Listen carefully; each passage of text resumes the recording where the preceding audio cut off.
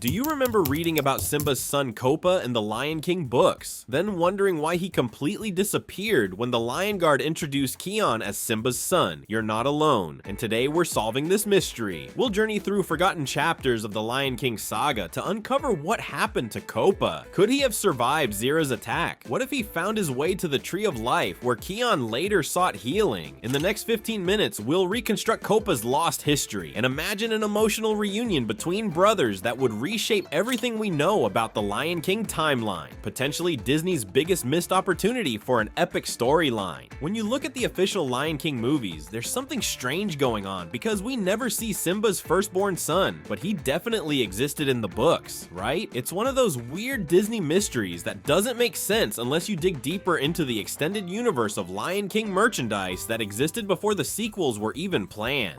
Let's go back to 1994 when Disney released a series of books called The Lion King 6 New Adventures, where we meet Copa, a young cub with a tuft of brown hair on his head, who is definitely Simba and Nala's son. These books came out right after the massive success of the original movie when Lion King fever was sweeping the world. These weren't random unauthorized stories. They were officially licensed by Disney, giving them legitimacy in the Lion King universe. Copa was established as a legitimate character with his own complete storyline, but Disney later erased him from the timeline when The Lion King 2 introduced Kiara as their only child, and years later the Lion Guard presented Kion without acknowledging Copa's existence. It's like finding a forgotten chapter torn from a history book, a prince whose legacy vanished without explanation. The 6 New Adventures books describe Copa as having a golden pelt like his father, but with that distinctive brown tuft of hair on his head that makes him immediately recognizable. As the firstborn son, Copa was directly in line to be king someday, which we learn in A Tale of Two Brothers. He spends his days exploring the Pride Lands and getting to know his future kingdom just like any young prince should. The books show Copa as playful and curious, always getting into trouble just like his father did, but also learning important lessons about being a future king. In the story, Vulture Shock, Copa gets captured by vultures after wandering away from home against his parents' wishes. Through this adventure, he learns about the dangers of the world beyond Pride Rock and the importance of listening to his parents' wisdom, the exact kind of coming-of-age lessons that define the Lion King franchise. There are stories about Copa meeting different animals and learning from them, like in Follow the Leader, where he befriends some young leopard cubs and learns valuable lessons about leadership and taking responsibility for your actions. These stories were building Copa's character as the future king of Pride Rock, with each lesson preparing him for the crown he would someday wear. We even see Rafiki telling Copa stories about the great kings of the past, just like he did with Simba, which really connects him to the main Lion King storyline. In How True Zazu, Rafiki shares wisdom with the young prince about his ancestors and responsibilities in ways that perfectly match how Rafiki interacts with royal cubs in the movies. The books also give us glimpses of Simba as a new father trying to raise his son while still learning how to be king himself. We see tender moments between father and son that would have made perfect material for a movie sequel. Nala is shown as a protective mother who still encourages her son's independence, which feels completely in character with how she was portrayed in the original film. The evidence for Copa being the legitimate first heir to Pride Rock is overwhelming in these officially licensed materials, creating one of the biggest mysteries in Disney animation history. What could have happened to this young prince that caused him to disappear completely from the royal family? The answer might be darker than anything Disney has ever shown us on screen. Copa's mysterious disappearance gets even darker when we consider what might have actually happened to him. What if the true reason for Zira's burning hatred towards Simba isn't just about Scar's banishment, but involves blood spilled between their families? The clues hidden throughout The Lion King 2 point to a violent encounter that Disney never directly showed us, but left breadcrumbs for attentive fans to piece together. The evidence scattered throughout The Lion King 2 forms a disturbing puzzle that reveals something truly horrifying. Zira, Scar's most loyal follower, attacked Simba's firstborn son as an act of revenge. After Simba defeated Scar and took back the Pride Lands, he banished the lions who remained loyal to Scar, sending them to the barren outlands. For someone as devoted to Scar as Zira, this exile sparked a desire for retribution that went beyond political disagreement. It became deeply personal. We see this rage when Zira confronts Simba, her voice trembling as she says, "You've banned us to the outlands, where we have little food and less water." Her emotional intensity suggests wounds far deeper than territorial displacement, and when she tells Kovu that chilling line, "Simba took everything from me." We glimpse the raw pain behind her hatred. Was she talking about being banished? Or something more traumatic, like Simba's retaliation after she attacked his son? The movies don't tell us this directly. We have to connect these clues ourselves, because this attack would have happened in the gap between the original Lion King story and the sequel. The Lion King 2 begins with Kiara's presentation ceremony, completely skipping over an older brother who should have been the heir to Pride Rock. It's as if the filmmakers deliberately avoided addressing this massive plot hole. The timeline fits perfectly when we consider the events. When Simba reclaimed the throne, Copa would have been a young cub, probably around the same age Kiara was at the beginning of The Lion King 2. This would have been when Zira and the other Scar loyalists were freshly banished, their resentment at its peak. Zira likely saw the perfect opportunity, hurting Simba by taking away his son and heir, mirroring how she felt Simba had taken Scar from her.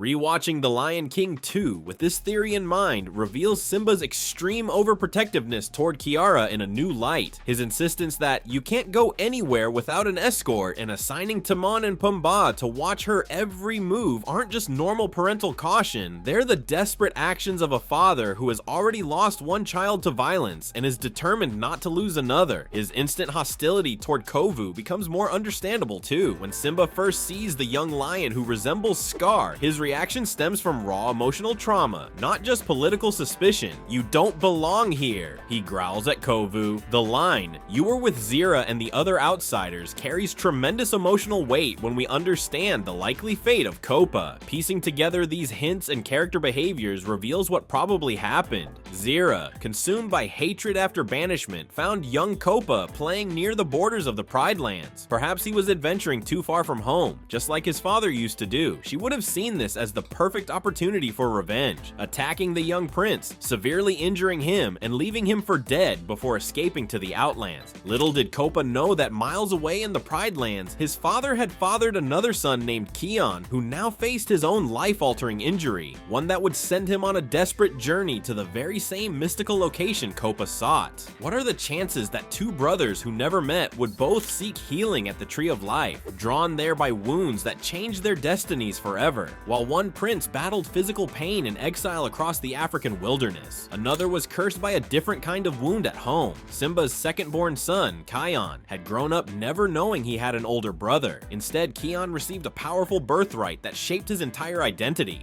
the Roar of the Elders. This incredible power made him the leader of the Lion Guard, a team dedicated to protecting the Pride Lands and maintaining the Circle of Life. But Kion's comfortable life protecting his homeland took a dramatic turn when he was attacked by an evil snake named Sumu. The cobra's venom created a scar on his face that began poisoning both his body and mind. When using his Roar of the Elders while angry, Kion started to lose control, becoming the very thing he feared most, a reflection of Scar, the lion whose similar mark had led to darkness. The young lion who once approached problems with wisdom began seeing Scar's shadow in his reflection. His temper flared without warning, and his protective roar turned destructive. Rafiki, the wise Mandrill advisor to the royal family, recognized the spiritual corruption happening within Kion. Only one place could heal both his physical and spiritual wounds: the legendary Tree of Life. The Tree of Life stood as an ancient sanctuary that had witnessed centuries of healing, its roots stretching deep into the earth and branches reaching toward the stars.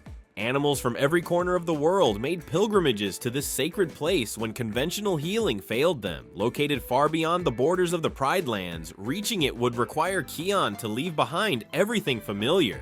The Lion Guard's journey tested them at every turn. They scaled treacherous mountain peaks where ice threatened to send them plummeting into abysses, crossed scorching deserts where mirages taunted their thirst, and navigated territories of hostile animals who challenged their right to pass. Through each obstacle, the poison in Kion's scar worked deeper, turning moments of frustration into dangerous outbursts that endangered his friends and mission. When they finally reached the Tree of Life, a breathtaking valley welcomed them, protected by the Night Pride, defenders led by a fierce lioness named Rani. The Night Pride maintained balance in this sacred sanctuary, guarding all animals seeking the tree's healing power. During his stay, Kion formed unexpected connections with Rani, who would eventually become more than an ally. As future queen of the Tree of Life, she understood his burden of leadership in ways nobody else could. As Kion healed under the care of Makini, the tree's keeper, he discovered that wounds transform more than flesh. They reshape destinies. He was no longer just Prideland royalty, but a lion finding his own path far from home. Somewhere in this same sacred valley, perhaps just beyond the next hill, Copa might have been receiving his own healing. Two brothers, both scarred by trauma, both questioning their identities, both finding new purpose away from their birthplace, and neither knowing the other existed. The Tree of Life might have been hosting both sons of Simba simultaneously, with only fate determining when or if their paths would cross. The Tree of Life has a way of bringing souls together when they need healing most, and fate works in mysterious ways that even the wisest animals cannot predict. Imagine a routine morning patrol around the sacred valley, with Kion leading his lion guard through the misty paths surrounding the ancient baobab tree. The morning sun casts long shadows across the terrain when suddenly, through the golden light, a silhouette appears on the horizon, an unfamiliar lion approaching the healing grounds. Fuli Bunga, with me. Ono, keep watch from above. Beshte, guard our flank, Kion commands as they move to intercept this mysterious visitor. The stranger walks with a limp, his golden mane catching the sunlight, revealing streaks of amber that look strangely familiar. A jagged scar runs across the lion's shoulder and chest, the kind of wound that changes an animal forever. State your business at the Tree of Life, Kion calls out, his stance protective. The older lion stops, studying the young guard with curious eyes. Something flashes in those eyes as he takes in the assembled guard, his gaze lingering on the young leader's features. I've traveled a long way, the stranger responds, his voice carrying the weight of many seasons. I heard tales of healing found only in this valley. My name is, he hesitates, Copa. The name means nothing to Kion or his guard, but as they escort him toward the valley, something tugs at Kion's instincts. The way this lion moves, the shape of his muzzle, certain expressions trigger something deep in Kion's memory. During their walk, Copa's eyes keep drifting to the mark on Kion's shoulder. The mark of the guard! I haven't seen that since I was young. My father told me stories about the legendary lion guard that protected our homeland. Your father knew about the lion guard? Kion asks, suddenly interested. Where are you from? The older lion looks toward the distant horizon, a kingdom called Pride Rock in the heart of the Pride Lands. Kion stops abruptly. That's impossible. I'm from Pride Rock. My father is King Simba, and I've never heard of any lion named Kopa. Kopa studies Kion's features carefully, the shape of his eyes, the line of his jaw, the distinctive coloring of the royal bloodline. Simba is your father? He whispers. And your mother? Queen Nala, Kion confirms, confused by the stranger's reaction. Something breaks in Copa's composure. Years of guardedness crumble. That's not possible. How old are you, Kion? The conversation unfolds like a dream as two brothers, separated by tragedy and time, piece together a family history neither fully understood. Copa describes his cubhood at Pride Rock, memories of Timon and Pumbaa, his mother's guidance, and his father's lessons about the kingdom he would someday inherit. With each detail, the impossible truth becomes clearer. The Lion Guard exchanges concerned glances as they witness their leader confronting a reality that reshapes his entire understanding. Two princes of the same bloodline stand face to face after a lifetime apart, one raised knowing his heritage, the other with it violently torn away. Why would father never mention you? Kion asks, processing this revelation. Copa's expression darkens. Perhaps they thought I was dead, or perhaps the implication hangs between them. Could their father have erased Copa from Pride Rock's history rather than face the pain of his presumed loss? As Rani and the Night Pride join them, the brothers share their separate journeys, how differently their lives unfolded from the same beginning. The reunion forces both lions to question everything they knew about their family and themselves. Imagine if Copa and Kion actually met. This wouldn't just be some small reunion, but would completely transform how we understand Simba as a father and king. The Pride Lands would face a forgotten prince's return, throwing succession into chaos. Would Copa reclaim his birthright, or would Kion's knight-pride connection change everything? This story could explore forgiveness and family bonds in ways Disney never dared to touch. This represents Disney Animation's greatest missed opportunity. Two brothers separated by tragedy finding each other and healing deep wounds together. Simba would be forced to confront his paternal failures, while audiences finally witness the conclusion to Copa's untold story. Until Disney gives us this powerful reunion, we'll keep imagining what could have been, because the Forgotten Prince deserves to come home at last.